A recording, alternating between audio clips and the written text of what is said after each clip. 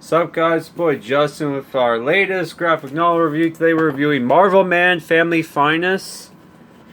This collects issues 1 through 6 of Marvelman's Family Finest, which I don't know why it's called that, because this is just a graphic novel where they reprint old Marvelman comics from 1950. Well, there was one from like 54, but from like 1954 to 1958. This is written by, which Marvelman was created by Mick Anglo, who I think was a British writer. And yeah, this has art by him, but also by Don Lawrence, Norman Light, George Parlett, and I think that's it. Yeah, so here you can see some of the credits, and this also comes with a magazine with a bonus story where, not a bonus story, but it's like they have like basically like they have like interviews. They give you biography on the different characters. You got Joe Quesada meeting with Mick Anglo, and you have like different covers from like, you know, different artists, which were pretty cool, and like you have character bios, which were really cool. And for some reason, there's like a thing here on like Captain Britain for whatever reason. I didn't read that. I just read the main like, you know, stories, which, you know, is like 220. Which is what, like 224 pages or something? Yeah, which this goes for 35 US, 40 Canadian, by the way. Thank God I got this at the dollar store, because there was like no way I was going to pay 40 bucks for this. Which is the reason why I picked this up. Was because I was interested in like the Miracle Man, which was the 80s reboot of Marvelman by Alan Moore, which I have that omnibus. I'm going to review that soon. So I thought, oh, before I review that, I should get to know the character, right? And my suspicions on him being a Captain Marvel ripoff were basically right on the... I hit the nail right on the head. But you know, Marvelman is more than Captain Marvel ripoff. Which, you know, here we get, and the first story here, which is what, like the birth of Marvelman from Marvelman 1965, where we get basically Marvelman gets basically told that they were making a movie based off him, and the movie is basically a retelling of his origin story, where our main character is, I guess, a young man called Mick Moran, or Mickey Moran, who's a a copy boy for the Daily Bugle. And yes, they make that joke in the Marvel Spotlight, or whatever the hell it was called, that, yeah, it's not that Daily Bugle, where he sees this old German man get bullied by like teenagers, and he goes to, like, you know, save him, and the old German man decides to reward him by taking him to his secret laboratory, because he was looking for a young virtuous man that he could give the secret keyword to the universe to, which will give Mickey Moran like magical powers that will turn him to the mightiest man on Earth. But it's like part magic, part, like, you know, science. I guess he's supposed to be like a cosmic character, because like apparently the guy, the German scientist, discovered a secret keyword that allows, you know, our main character, when he speaks the magic keyword, which is Komoda, he becomes Marvelman, which is a character that's basically a combination of basically Superman and Captain Marvel. And his powers are all over the place, man. Holy crap. He not only can he breathe in space, but there's one issue where he breathes in water, underwater, and he can like he has telepathy. But his main powers is he's super strong and he can fly. Yeah, here we get in the second story we get introduced to by the way, the end of the birth of Marvelman was crazy, man. So basically a rival scientist tries to steal the secret of the universal keyword from the scientist, and Mickey has to go and save him and beats up his goons, and then afterwards the guy ascends to heaven and tells him, you know, if you ever need me, just call my name. Which never in this graphic novel do they ever like, you know, does he ever call on his teacher, right? So I'm not gonna go through all the different stories because there's like a billion of them. So here we get introduced to one of his villains, which is Gargantua, which is this evil scientist guy who's a money grubber, and he's always coming up with schemes to like, you know, make money. Even though there's points where like, okay, the guy is so smart, he can make weapons, he can make like he makes spaceships to go to different distant planets so he can collect coal so he can like, you know, sell them on Earth. So it's like, why the hell, like this guy could just become like, you know, like the guy could have basically become rich without, you know, doing like evil schemes, but whatever, it is what it is. So yeah, in this story, you know, he comes up with a record sound recorder that's able to steal the keyword from Mickey Moran, because everybody pretty much, Mickey does not do a good job of hiding his secret identity. I don't even think it's a secret at all. So yeah, he's one of the first villains we get introduced to, and most of the the Marvelman stories are him dealing with like with Gargantua.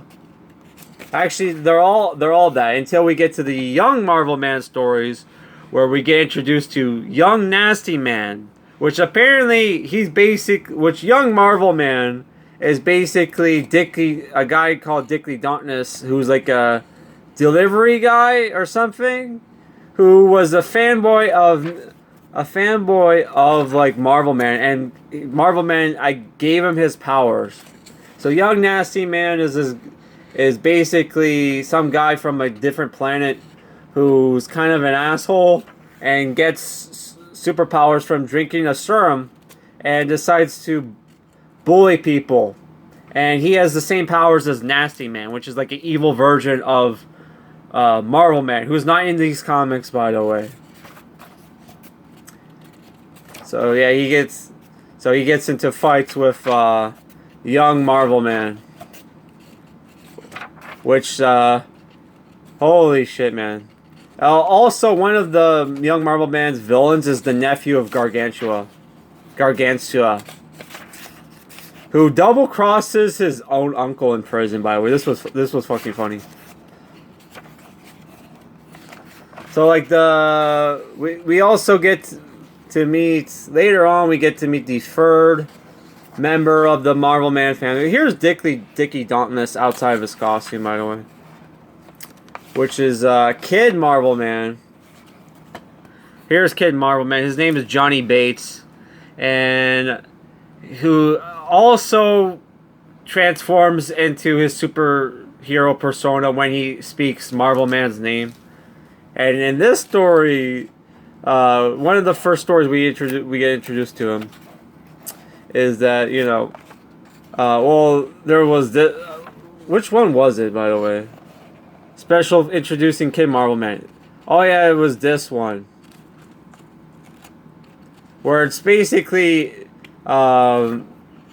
his friends get basically what was this story again? Oh my god! Like his basically group of other kids commit mischief, and him and his friends get blamed for it, and he decides, and they get like attacked by this cop, and he decides to teach the the street cop a lesson, right?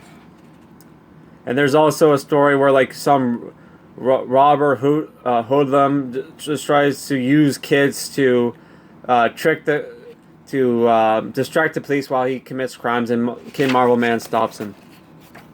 So eventually, after a couple of stories with Kid Marvelman, we get stories where that involve all three heroes, where they have to fight the king of the vegetables, because he's pissed off at, like, you know, humans on Earth bickering over the giant vegetables that they're growing to try to win contests. Which, oh my god, that this issue was hilarious, because it's like farmers like arguing over like their giant like vegetables and having actual like battles with each other. It was like fucking, oh my god.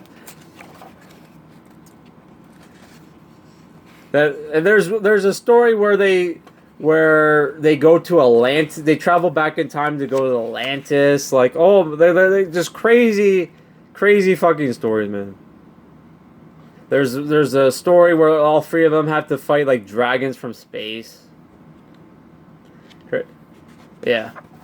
So what did I think about this graphic novel? Which I should just straight up, I pretty much have like the same complaints as I did with the Silver Age Adam Strange stories, where like everything, where pretty much all the conclusions to the stories, individual stories, felt rushed as fuck, which they were. But the best thing about these comics is that basically it's super funny, man. Because, I mean, they're fun, but also it's the main character is Marvelman, and even all the other characters like Kid Marvelman and Young Marvelman are basically bullies. But like, it's okay that they're bullies, because they're kind of like, you know, they're kind of like bullying, like, you know, criminals. And it's like they have like these bully mentalities, man. It's like, holy shit. Like, they're pulling pranks. They're like, you know, somebody, like a cop gets in the way of, like, Kid Marvelman was chasing Young Nasty Man, and a cop he accidentally like knocks down like a cop from the Young Nasty Man's planet, and almost gets arrested, but like, oh, it turns out, oh, he's best friends with the police chief, even though we never been told that this guy's ever been, well, we've been told that, oh yeah, he's been on the planet before, apparently, but we never saw that issue. So it's like, what the fuck? It's like very much like there's a lot of Deus Ex Machina in these comics stories, where it's basically whatever the characters need to happen happens, so the plot can continue, so they can achieve their goals. Which is the main character, and not just the main character, but like all the Marvelman characters are so overpowered that they don't even really need to team up. They just do it because I guess they like each other's company. I don't know. There's also a story where they go back in time to find out, after hearing a lecture where like people are arguing whether or not knights were actually chivalrous, or like the whole code of chivalry was bullshit, right? They go back in time and they see this evil knight beat the shit out of the evil knight, and they see the evil knight again beat the shit out of him again, only for it to be like, oh no, that evil knight was actually impersonating this good knight. So they team up with the good knight to like take down the evil knight again. So it's like, after they had beat up the good knight too. It's like, what the fuck? It's like, oh my god, these stories, man, are like, it's the thing where they're not written very well, and the dialogue is, oh, like, fucking the last issues were pretty fucking horrendous. But overall, like, it's like these comics are good bad, man. They're so bad they're good. But like, holy fuck, man, like, it's just like, they're so fun. They really are fun. Like, these I would say of all the Silver Age comics I read, these were like the funniest, man, because of like just how like fucking like uh, like not crazy, but it's like it's basically the best way I could describe the character is basically what if Yusuke? I almost said Ichigo, but Yusuke is a better example. What if Yusuke, instead of becoming a spirit detective, became a superhero, but he still had like that street punk attitude to fighting like criminals and super villains. That's basically the best way to describe Marvel Man. Which God knows, I very much doubt that when I do read the Miracle Man comics, they're gonna have that same that same like uh style. Like that part of the character is probably going to be lost, and he's going to become a pretentious like cosmic character or whatever, which sucks because of how like fucking because like I would almost it would be better off if you were to get someone like a Daniel Way to write like Marvel Man or a fucking Victor Gessler. Because that would be truer to the character than if you were to get like these pretentious fucking writers like Neil Gaiman and Alan Moore to write Marvel Man. But yeah, we are going to read Marvel Man eventually. So if I were to give this a rating, it's probably a 6 out of 10. But if you can get these comics for cheap, they're definitely worth it. Especially if you just want to read comics for fun, you're not really interested in the stories or continuity or whatever. Which my local comic book guy does have like the first 3 volumes of classic Marvel Man. I think I'm gonna pick them up, but they're like $20 each. So like, I don't know, but we'll see. So that's it for this review, guys. My next review is gonna be on Friday, where I'm gonna review Rebel Moon issue 3. Peace out.